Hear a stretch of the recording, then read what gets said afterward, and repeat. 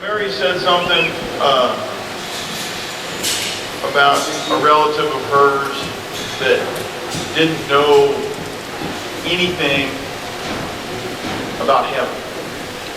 And you know, if you've been in the Bible and you know Christ, and it's hard for us to understand how she couldn't. But if you turn it around and you look at the world and the state that we're in and what's going on everywhere, you'll realize that there's a lot of people that are like that do not know Christ. If they do know Him, they just, they think of Him as like Santa Claus. And that's sad. That really is. That's sad. There's a lot that He did for us, more than we could ever imagine. And heaven is one of those things that we all know is there. We look forward to going there. And for someone who doesn't even understand what Christ did so that we can go there and how wonderful a place it is, that's sad. And not sad for them, sad for us, sad for all of us as Christians, because we haven't been doing our job. That's all. We have not been doing our job. And you know what? There's a lot of people out there that do not know Christ. And that's our fault. Okay. I've been starting a lot of colts right now, and as I start these young horses, I start thinking about, how they act and kind of compare them to other horses, because a lot of times you go through and you say, well, this horse is like this, so maybe he'll be like this other one, and I can go through and train him like that other one.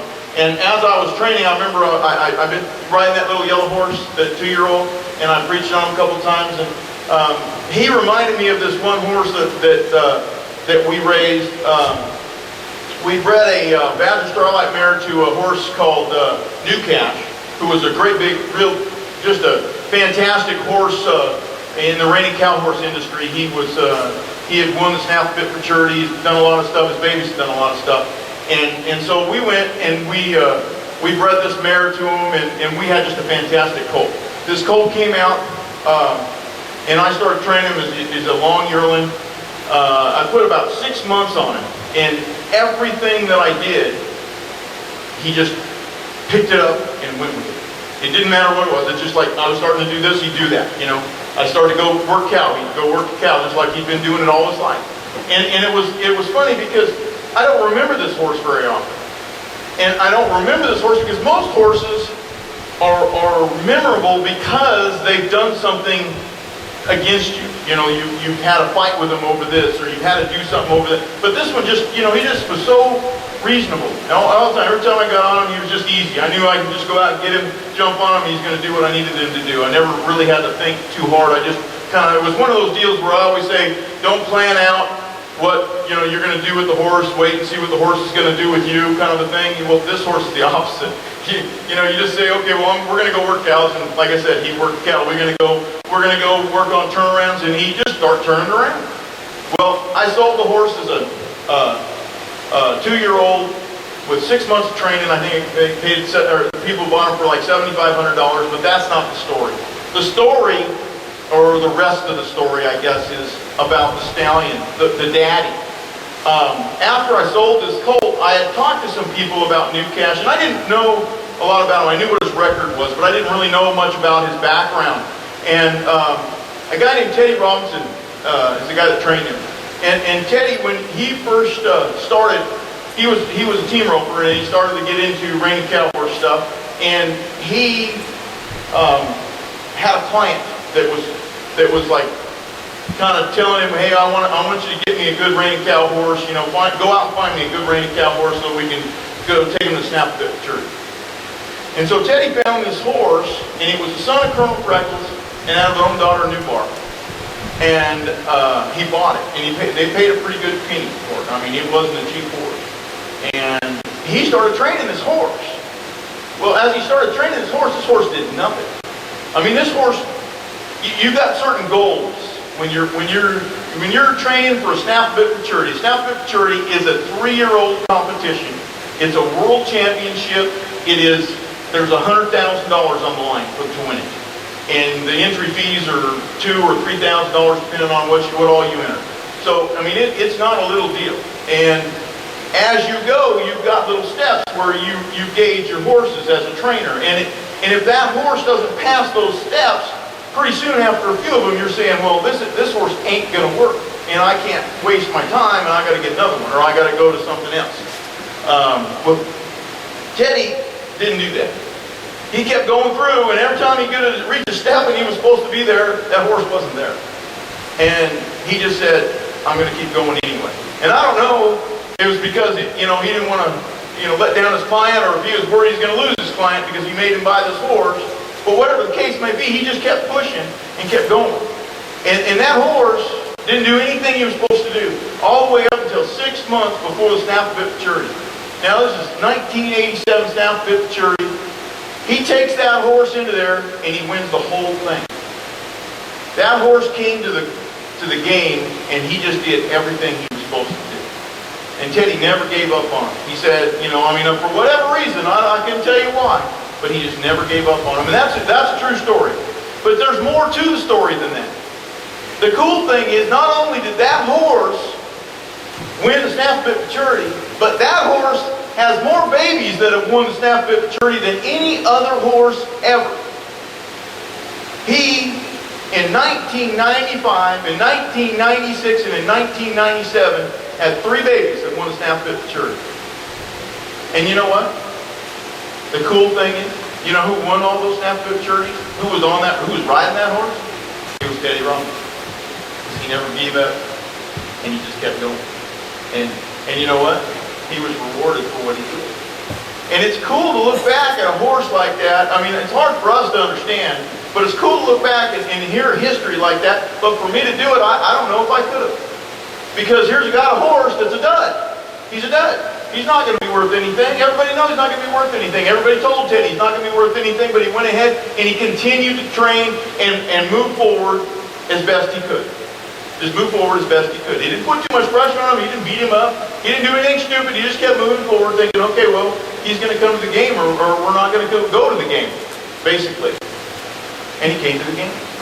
He came to the game so well that, like I said, he won it. But then not only that, because Teddy put all that time and all that effort into him, he had a stallion that was a producer. And those are hard to find. You can find horses that go out and they win stuff.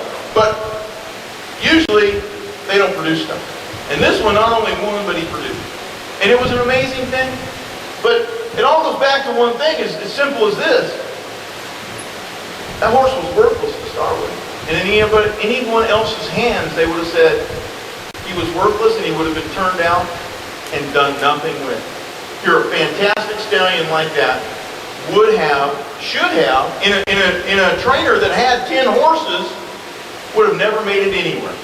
He would have just been kicked out and never done anything with it. And who knows where he would have ended up. But instead, I guarantee one thing, he still wouldn't be a stallion. So you never would have seen all those babies. And it wasn't just those 3 babies that won. That horse has more winning babies than any other horse ever in the reining cow horse industry. So it's amazing what would have happened if he gave up on it. You know,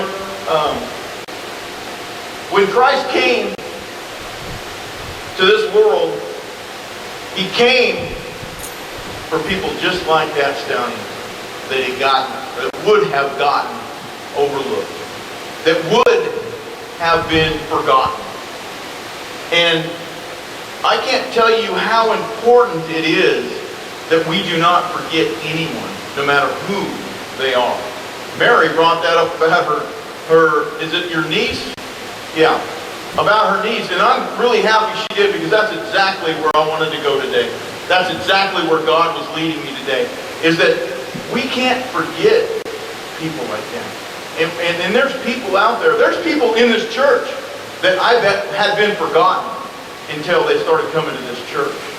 I bet there's people at all these cowboy churches that had been forgotten until these churches got started. And these churches got started with one idea: to bring in people that would have been forgotten. that were overlooked, that were walked by, that were looked down upon, that had a past, that had a bad history. Well, and I'm not saying everybody here has one thing or had another, but I'm saying that because we opened the door and we said, we love you and we accept you no matter who you are, people came and people are coming. And that's what Christ did when He came to this world. He said, I opened the door to everyone. Not just the Jews, not just the rich, not just the people that knew the scriptures at that time, the common man. And he showed us by picking His disciples that were all common men. And it's amazing what we can see by history. I just got done telling you the rest of the story about a cult that was really cool. Now I'm talking about Jesus Christ, and He's really cool, right? He's really cool. Well, let me tell you a little history on Jesus Christ. Because, in Matthew 1, it goes over the history of Jesus Christ. And there's some certain people in that history of Jesus Christ that probably, in a lot of people's ideas or minds, shouldn't have been in the background of such an incredible man. But listen. In Matthew 1, it goes back and it starts to tell the story of the history from Abraham to David, from David to Jesus Christ. And in that history, the first name that comes up is Tamar. Do you know who Tamar is? There's 4 women in the history of Jesus Christ that are mentioned in the Bible. First one, Tamar. Tamar was a whore. She went and did some stuff she wasn't supposed to do, but you know what? She's mentioned in the Bible and she was a whore. Okay? I don't want to offend anybody, but that's who she was. Well, then it goes on. And it talks about another woman. Her name was Rahab. Rahab saved a whole bunch of people when the Israelites were coming to Jericho, and they sent some spies into Jericho to search out and see if they could take over the city. These spies were almost caught. And this woman, Rahab, who was a prostitute, invited them into her home, hid them out, and saved their life. Okay, but it goes on that she also was part of Jesus' background. She is genetically part of Christ. And she was a prostitute. Now, how did that work? Well, I don't know. I know one thing, that God needed to tell us that doesn't matter what background we come from, we can do all things through Christ who gives us that strength, right? Well, let's go one more. When David was king, he decided that he wanted to sleep with another man's wife. And she was willing to do it. Her name was Bathsheba. Well, Bathsheba slept with David. And not only that, but David had the other man killed. And then they bore Solomon. Bathsheba and King David. David, who was so important in history, who was chosen by God to be the Israel king, had a man killed and slept with another man's wife. Okay, what kind of background is that? Well, let's go further into. So Bathsheba has King Solomon. Solomon, wrote Proverbs. Proverbs is the one I read Proverbs all the time. I love Proverbs in the Bible.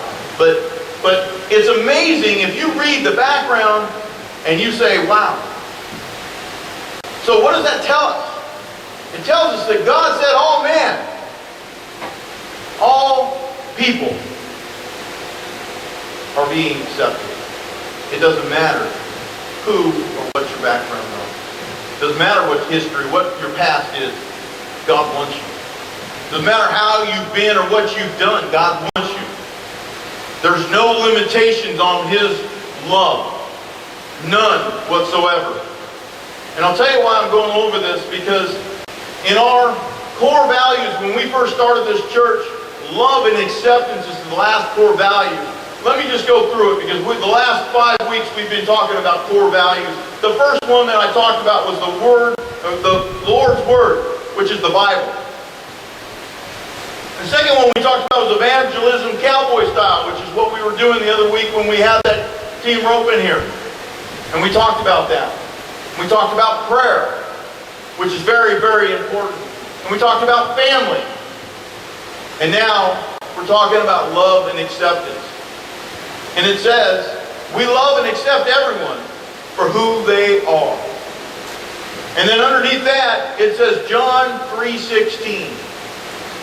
John 3:16 is one of the most beautiful scriptures in the Bible as far as I'm concerned. It describes God completely.